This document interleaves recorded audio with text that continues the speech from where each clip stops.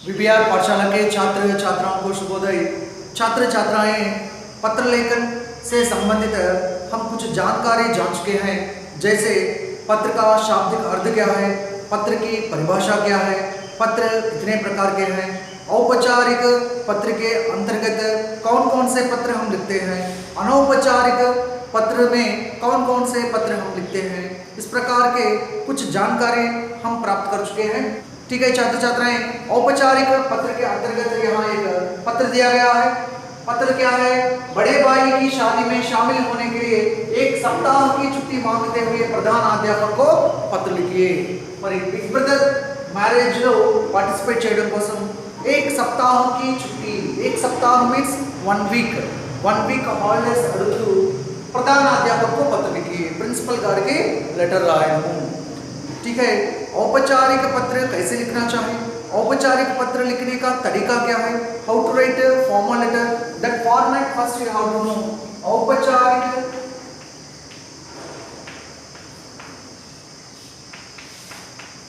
पत्र लिखने का तरीका माने क्या है, मेथड। ठीक है, औपचारिक पत्र लिखने का तरीका क्या है, how to write formal letters. पहला देखिए, पहला स्थान और दिनांक लिखना चाहिए। स्थान और दिनांक, स्थान मीन्स प्लेस, दिनांक मीन्स डेट। कहाँ लिखना चाहिए? दाई ओर लिखना चाहिए। दाई ओर माने right side, right side you have to write place name and then date. Next, उसके बाद स्थान और दिनांक के बाद औपचारिक पत्र फॉर्मल लेटर्स में प्रेषक लिखना पड़ता है। प्रेषक, प्रेषक माने क्या है? प्रेषक माने पत्र लिखने वाला, पत्र लिखने वाला प्रेषक। पत्र लिखने वाले को प्रेषक कहते हैं। మరి లెటర్ రాసేటువంటి వారిని ఏమంటాము? ప్రేషక్ అని పిలుస్తాము। और उसके बाद तीसरा है प्रेषक के बाद जो सेवा में माने जो पावक रहते हैं। पावक माने पत्र पाने वाले। सो सेवा में माने पावक, पावक माने कौन है? पत्र पाने वाला, पत्र पाने वाला। Whoever receiving the letter, that we call पावक। सेवा में लो वारे యొక్క పేరు అడ్రస్ మనం రాస్తాం। और उसके बाद संबोधन कहते हैं। क्या है? संबोधन। संबोधन, సంబోధన్ మీన్స్ లెటర్ రాసేటప్పుడు ఎవరికి మనం లెటర్ రాస్తున్నాము వారిని సంబోధిస్తూ రాయడం। వారిని సంబోధిస్తూ రాయడం అంటే ఏ విధంగా? माननीय कहते हैं, माननीय, गौरवनीय कहते हैं, इस प्रकार पूजनीय कहते हैं, आदरणीय कहते हैं। इस प्रकार संबोधन लिखना चाहिए। और इसके बाद अभिवादन। क्या है? अभिवादन। अभिवादन माने ग्रीट्स, ग्रीटिंग्स अंటాం। వారికి ఏదో ఒక శుభాకాంక్షల్లాగా తెలుపుతూ చెప్పడం। మీన్స్ ఎలాగా? सादर प्रणाम कहते हैं, सादर प्रणाम कहते हैं, सादर चरण स्पर्श कहते हैं। ठीक है, सादर प्रणाम कहते हैं, नमस्कार कहते हैं। इस प्रकार जो लिखने वाला है अभिवादन। अभिवादन के बाद क्या है? पत्र का विषय। पत्र का विषय माने बॉडी ऑफ द लेटर, जो विषय वस्तु है उसको हम पत्र का विषय कहते हैं। उसके बाद सातवां है जो समाप्ति, समाप्ति करते हैं। समाप्ति में क्या लिखते हैं? तुम्हारा, आपका आज्ञाकारी, आपका आज्ञाकारी, आपका विनम्र, इस प्रकार लिखते हैं। भवदीय, इस प्रकार लिखते हैं समाप्ति। और समाप्ति उसके बाद जो हस्ताक्षर, हस्ताक्षर माने क्या है? सिग्नेचर। ठीक है, इस प्रकार हम औपचारिक पत्र लिखते हैं। पहला स्थान और दिनांक, राइट साइड दाईं ओर स्थान और दिनांक लिखते हैं। स्थान लिखने के बाद जो पंक्चुएशन मार्क्स हैं, विराम चिन्ह कहते हैं हिंदी में, कामा। दिनांक लिखने के बाद जो फुल स्टॉप हिंदी में पूर्ण विराम कहते हैं। और उसके बाद प्रेषक, प्रेषक माने पत्र लिखने वाला। ఎవరికి మనం లెటర్ రాస్తున్నాము? ప్రేషక్ మానే పత్ర లిఖనే వాళ్ళ. పత్ర లిఖనే వాళ్ళంటే ఎవరు లెటర్ రాస్తున్నారు, వారికి సంబంధించినటువంటి పేరు, అడ్రస్. అదేవిధంగా సేవామే, నెక్స్ట్ సేవామే. సేవామేలో ఎవరికి మనం రాస్తున్నాము? రిసీవ్, ఎవరు రిసీవ్ చేసుకుంటున్నారు ఈ లెటర్ని, వారికి సంబంధించినటువంటి పేరు, అడ్రస్ రాస్తాము. ఉస్కే బాద్ సంబోధన, వారిని మనము రెస్పెక్టివ్గా మనము రాయడం అనమాట, సంబోధన. इन इंग्लिश रेस्पेक्टेड सर అని అంటాం. उसी प्रकार हिंदी में माननीय, गौरवनीय, आदरणीय, इस प्रकार हम कहते हैं. अभिवादन, अभिवादन मीन्स ग्रीटिंग्स, వారికి శుభాకాంక్షలు చెప్తూ सप्रेम अंटाम, नमस्कार अंटाम. इस प्रकार सादर प्रणाम अंटाम. इस प्रकार कहने वाला है अभिवादन. और उसके बाद पत्रिका विषय, पत्रिका विषय means body of the letter. So whichever here the matter will be, that we call body of the letter. Next समाप्ति, समाप्ति means end. इंड ఏం రాస్తాము? ఇఫ్ दिस इज औपचारिक पत्र కదా, औपचारिक पत्र मीन्स इफ लीव लेटर आपका आज्ञाकारी छात्र, आपका विनम्र छात्र, इस प्रकार भवदीय अటువంటి పదాలను समाप्तिలో రాస్తాము. देन आफ्टर हस्ताक्षर, सिग्नेचर. सो यहाँ इस प्रकार हम औपचारिक पत्र को हम लिख सकते हैं. और इस पत्र को, जो यहाँ पत्र दिया गया है, बड़े भाई की शादी में शामिल होने के लिए 1 सप्ताह की छुट्टी मांगते हुए प्रधानाध्यापक को पत्र लिखे. इस पत्र को हम अब लिखेंगे. ठीक है, ठीक है छात्र छात्राएं, यहाँ जो छुट्टी पत्र है इसको हम लिखेंगे. पहला देखिए, पहला क्या लिखना चाहिए? औपचारिक पत्र लिखने का जो तरीका है, मेथड आपको मालूम है. पहला क्या लिखना चाहिए? स्थान और दिनांक. कहाँ लिखना चाहिए? दाईं ओर लिखना चाहिए. दाईं ओर माने राइट साइड. लिखिए स्थान और उसके बाद जो दिनांक, दिनांक. स्थान लिखिए, स्थान नेल्लूर. और नेल्लूर लिखने के बाद पंक्चुएशन मार्क जो है कामा, कामा लिखना चाहिए. कामा जो है हिंदी में अल्प विराम कहते हैं. अल्प विराम, कामा को अल्प विराम कहते हैं.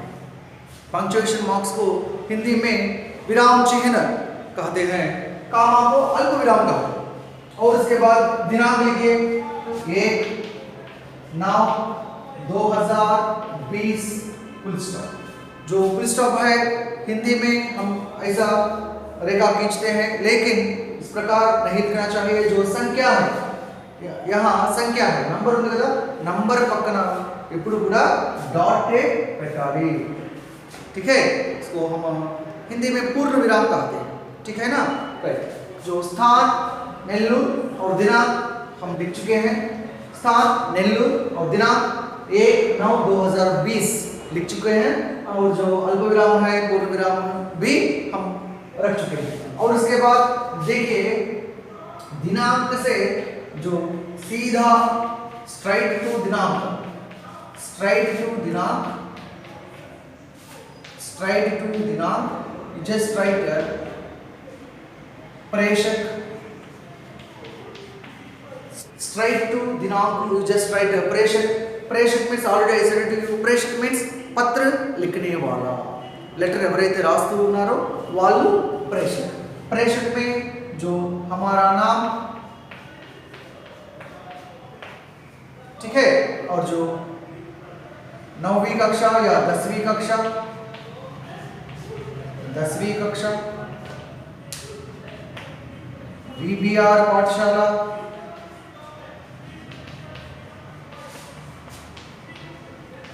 VBR पाठशाला, कामा धनलक्ष्मीपुरम, धनलक्ष्मीपुरम, अल्पविराम नेल्लूर.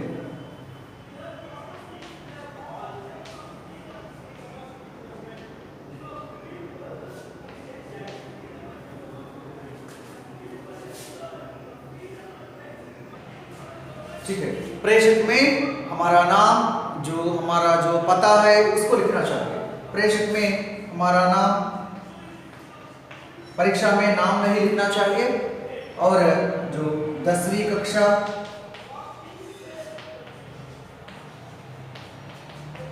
और VBR पाठशाला, VBR पाठशाला, और उसके बाद धनलक्ष्मीपुरम, धनलक्ष्मीपुरम और नेल्लूर। इस प्रकार आपको प्रेषक में लिखना चाहिए। नेल्लूर के बाद जो पूर्ण विराम है, देखिए यहाँ संख्या के बाद इस प्रकार पूर्ण विराम लिखना चाहिए। यहाँ जो हिंदी अक्षर है इसके बाद जो पूर्ण विराम ऐसा लगाना चाहिए। जो हमारा नाम अल्पविराम, 10वीं कक्षा अल्पविराम, VBR पाठशाला अल्पविराम, धनलक्ष्मीपुरम अल्पविराम, जो नेल्लूर है। उसके बाद क्या है, प्रेषक के सीधा जो नीचा है, नीचे यहाँ प्रेषक के बाद जो लिखने का तरीका आपको मालूम है ना। तो प्रेषक के बाद क्या लिखना चाहिए, प्रेषक के बाद सेवा में क्या लिखना चाहिए, सेवा में। सेवा में जो पत्र पाने वाला है, पावक ఎవరైతే లెటర్ రిసీవ్ చేసుకుంటారో వారి యొక్క పేరు, అడ్రస్ రాయాలి। यहाँ कौन है, श्री प्रधानाध्यापक, इनको हम पत्र लिख रहे हैं, प्रधानाध्यापक जी को पत्र लिख रहे हैं। पत्र को देखना चाहिए, లెటర్ రాసేటప్పుడు చూడాలి। ఇక్కడ ఒక్కొక్కసారి ప్రధానాధ్యాపక ఉంటుంది, ఒక్కొక్కసారి కక్షాధ్యాపక ఉంటుంది, ఒక్కొక్కసారి ప్రధానాధ్యాపిక ఉంటుంది, अध्यापक ఉంటుంది। You should see here first, यहाँ पत्र में प्रधानाध्यापक है इसलिए प्रधानाध्यापक, श्री प्रधानाध्यापक अल्पविराम, और जो पाठशाला है VBR पाठशाला, VBR पाठशाला और अल्पविराम, जो धनलक्ष्मीपुरम, धनलक्ष्मीपुरम अल्पविराम नेल्लूर। इस प्रकार जो सेवा में इस प्रकार लिखना चाहिए, श्री प्रधानाध्यापक VBR पाठशाला धनलक्ष्मीपुरम नेल्लूर। और इसके बाद सेवा में के बाद क्या लिखना चाहिए, सेवा में के बाद हम संबोधन लिखना चाहिए। ठीक है छात्र छात्राएं, यहाँ देखिए जो प्रेषक में जो पत्र लिखने वाला है उसका पता, और सेवा में पावक पत्र पाने वाला का पता, और उसके बाद सेवा में सीधे जो नीचे यहाँ क्या लिखना चाहिए, संबोधन लिखना चाहिए। मान्य महोदय, मान्य महोदय, मान्य महोदय मीन्स रेस्पेक्टेड सर, मान्य महोदया, मान्य महोदया मीन्स रेस्पेक्टेड मैडम, महोदय मीन्स सर, महोदया मीन्स मैडम। सो रेस्पेक्टेड सर। अभिवादन लिखना चाहिए, अभिवादन क्या है, सादर प्रणाम, प्रणाम माने क्या है, नमस्कार, रेस्पेक्टिवली गिविंग नमस्कार, सादर प्रणाम। और संबोधन अभिवादन के बाद इसके बाद जो पत्र का विषय लिखना चाहिए, कैसे लिखेंगे, सविनय निवेदन है कि, सविनय निवेदन है कि, सविनय निवेदन मीन्स हम्बल रिक्वेस्ट दैट, మరి हम्बल रिक्वेस्ट इज दैट ఎంతో వినయంగా రిక్వెస్ట్ చేస్తూ రాస్తూ ఉన్నాం। ఏంటి, सविनय निवेदन है कि व्हाट द रीजन हियर, बड़े भाई की शादी में शामिल हूं। सविनय निवेदन है कि मेरे बड़े भाई की, मेरे बड़े भाई की शादी अगले सप्ताह, अगले सप्ताह, अगले सप्ताह मीन्स नेक्स्ट वीक, अगले सप्ताह हैदराबाद में होने वाली है। ठीक है छात्र छात्रा, देखिए सविनय निवेदन है कि मेरे बड़े भाई की शादी अगले सप्ताह हैदराबाद में होने वाली है।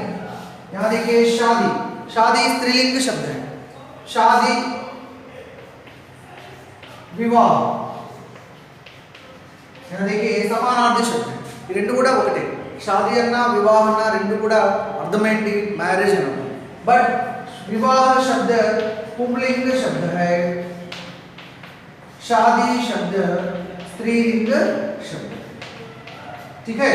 సో వివాహ అనే పదం ఉపయోగించినప్పుడు వాక్యంలో మార్పు. सविनय निवेदन है कि मेरे बड़े भाई का विवाह. When you use here विवाह before कारक चिन्ह also you should change का विवाह. अगले सप्ताह हैदराबाद में विवाह is there means you should end with होने वाला है. Here शादी is there. शादी means स्त्रीलिंग शब्द, इसलिए बड़े भाई की शादी अगले सप्ताह हैदराबाद में होने वाली है. Okay, next. सभी ने निवेदन है कि मेरे बड़े भाई की शादी अगले सप्ताह हैदराबाद में होने वाली है. मेरे परिवार के सभी लोग उस शादी में जा रहे हैं. So my family members all are going to that marriage. Might be उनके साथ जाना चाहता हूं.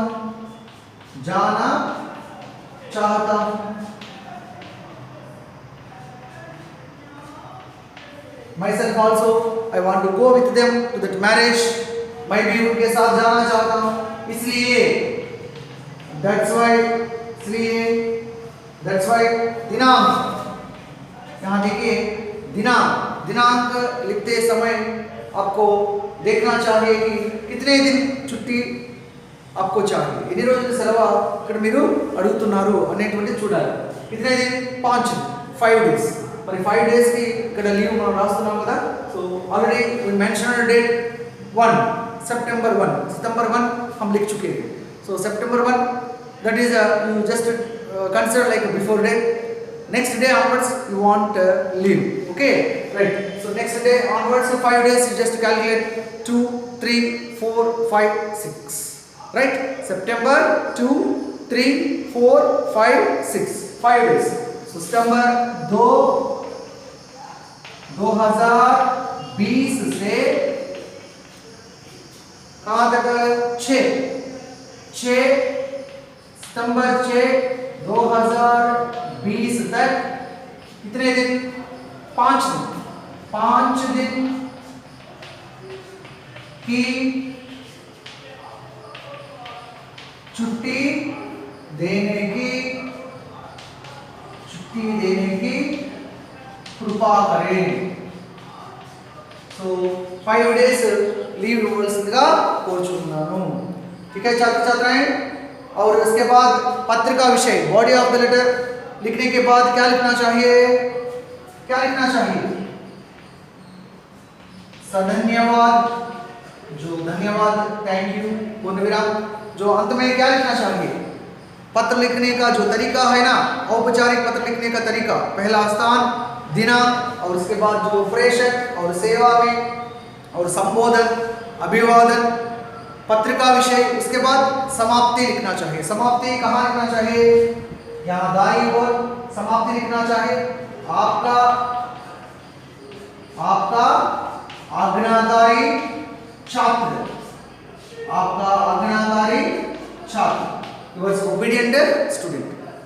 आपका आज्ञाकारी छात्र लिख सकते हैं, या आपका विनम्र छात्र, हम्बल स्टूडेंट भवदीय, इस प्रकार लिख सकते हैं. आपका आज्ञाकारी छात्र. परीक्षा में नाम मत लिखना चाहिए. In examinations you don't write your name, but in personal you can write your name. ठीक है. जो देखिए औपचारिक पत्र लिखने का जो तरीका है, स्थान और उसके बाद दिनांक हम लिख चुके हैं, स्थान नेल्लोर, और दिनांक डाल चुके हैं जो सितंबर 1 और 2020, जो पूर्ण विराम, जो पंक्चुएशन मार्क्स हैं, विराम चिन्ह भी हम रख चुके हैं. अल्प विराम, स्थान के बाद अल्प विराम, और दिनांक के बाद जो पूर्ण विराम, और उसके बाद जो प्रेषक है, पत्र लिखने वाला का जो पता है, और सेवा में पत्र पाने वाला पावक, जो प्रधानाध्यापक के बारे में, और माननीय महोदय जो संबोधन है, और उसके बाद जो अभिवादन, सादर प्रणाम, जो पत्र का विषय. सभी ने निवेदन है कि हम्बल रिक्वेस्ट इज दैट मेरे बड़े भाई की शादी अगले सप्ताह हैदराबाद में होने वाली है. Next week my brother's marriage is in Hyderabad. मेरे परिवार के सभी लोग उस शादी में जा रहे हैं। So my family members all are going to that marriage. मैं भी उनके साथ जाना चाहता हूँ। Myself I want to go with them to that marriage. इसलिए 2 सितंबर 2020 से सितंबर 6, 2020 तक 5 दिन की छुट्टी देने की कृपा करेंगे। From September 2 to September 6 5 days leave वर्षगा कोरुचुन्नानु। धन्यवाद, थैंक यू। आपका आज्ञाकारी छात्र, वर्स ओबीडिएंट स्टूडेंट। आप भी पत्र लिखते समय ध्यान दीजिए, ध्यान रखिए, इस प्रकार पत्र लिखना चाहिए। जो तरीका है, जो मेथड है, उसी प्रकार लिखना चाहिए। इसके साथ साथ आपको मालूम होना चाहिए कि जो भाषा शैली माने ग्रामेटिकली व्याकरण दोष नहीं होना चाहिए। व्याकरण పరంగా ఎటువంటి తప్పులు ఉండకూడదు, స్పెల్లింగ్ మిస్టేక్స్ ఉండకూడదు। सुंदर लेखन भी होना चाहिए। सुंदर लेखन माने ब्यूटीफुल हैंड राइटिंग కూడా ఉండాలి। ठीक है छात्र छात्राएं, अब हम औपचारिक पत्र से संबंधित एक उदाहरण के रूप में इस चिट्ठी पत्र को हम देख चुके हैं। उसी प्रकार अगली कक्षा में अनौपचारिक पत्र से संबंधित और एक पत्र हम देखेंगे। इस पत्र को अपनी पुस्तक में लिख लीजिए।